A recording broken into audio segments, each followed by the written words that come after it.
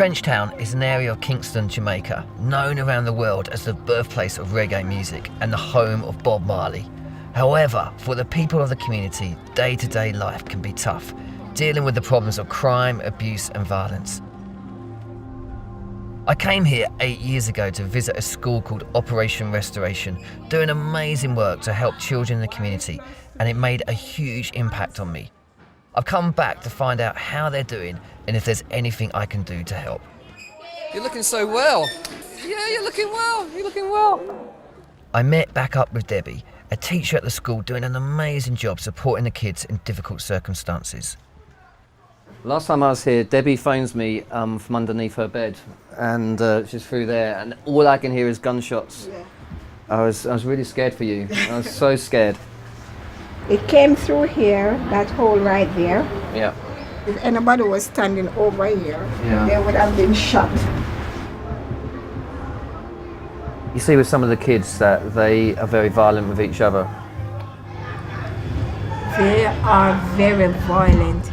Even the ones that don't talk, violent. To me, it all boils down to parenting.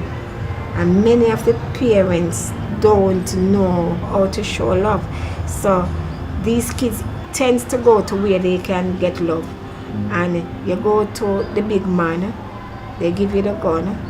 You get a gun now and everybody that used to disrespect you start to respect you. Oh my. Because of fear though? Yes, because of fear, but it still feels good to you.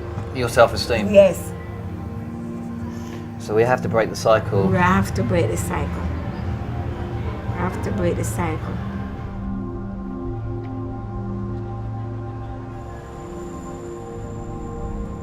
I'm at this memorial. It says, in memory of children killed under tragic and violent circumstances. And if you look around the memorial, there's just lists of names of kids that have been killed.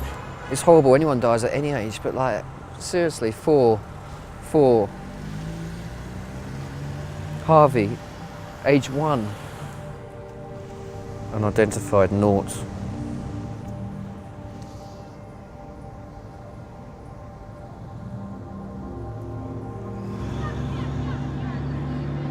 I wanted to hear what the kids themselves had to say, so I decided to speak with a group of them to find out how they're dealing with the lack of support at home and about the challenges of growing up in this community.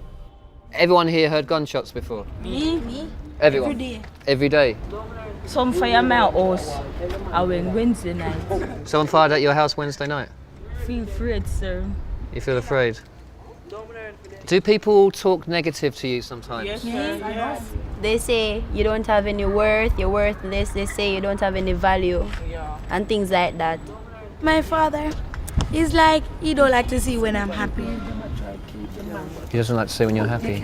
Why? I don't know. People tell you this is how the kids feel, but to actually hear it from the kids themselves, it's quite sobering. You upset about your mum? For one of the kids, when he's talking about his mum, he just got so emotional he couldn't take it anymore. He just broke down, and we just tried to speak value over him and tell him how special he is.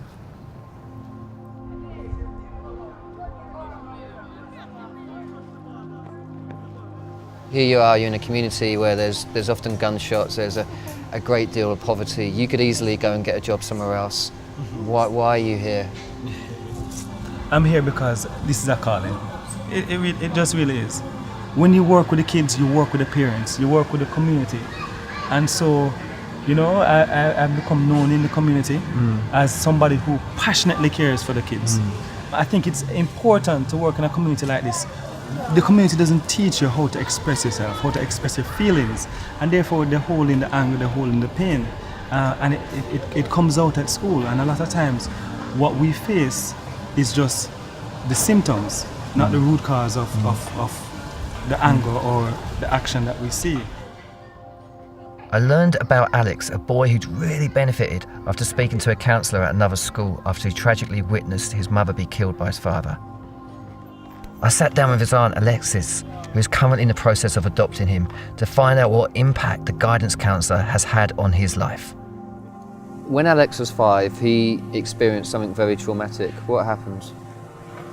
The father said mother unfaithful So I use one, run back and knock her in at the side of her head. And the dad's in prison. Yeah, my father get life in prison. Yes. Life. So I'm not no father and I'm not no mother.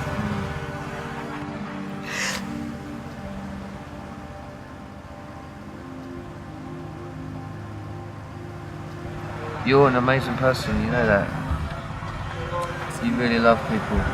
You really care, right? I really care about him. You really care about him.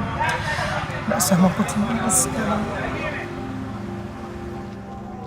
As is common with children who suffer severe emotional distress, Alex's behaviour became unruly and aggressive as he struggled to process the trauma that he'd experienced. Him did very rotten. Him usually have a habit to steal. Him go to school, him take big stone and fling it at the glass. There was a guidance counselor over there when I did talk to her and tell her the problem. Yeah, and was that helpful? Yeah, I not tell her no lie. I never know say so she could have helped him. I don't know where she do, what kind of miracle she work. But I know say the rotten behaviour completely gone. Right now, I start tell some other parents and I recommend them to make the children them go there because them can see a change in our child life. I decided to visit Dr. Donovan Thomas, a psychologist at Micro University, to find out what issues he'd seen in the children of his community and if getting a guidance counsellor in the school could be the solution. We see lots of brokenness. Children grow up with issues of rejection, of hurt, of abandonment, of abuse, and they need help to be able to resolve these. If not, the cycle will continue where they will become abusers themselves. The desire to have the guidance counselor full-time is not just a desire, it is a need.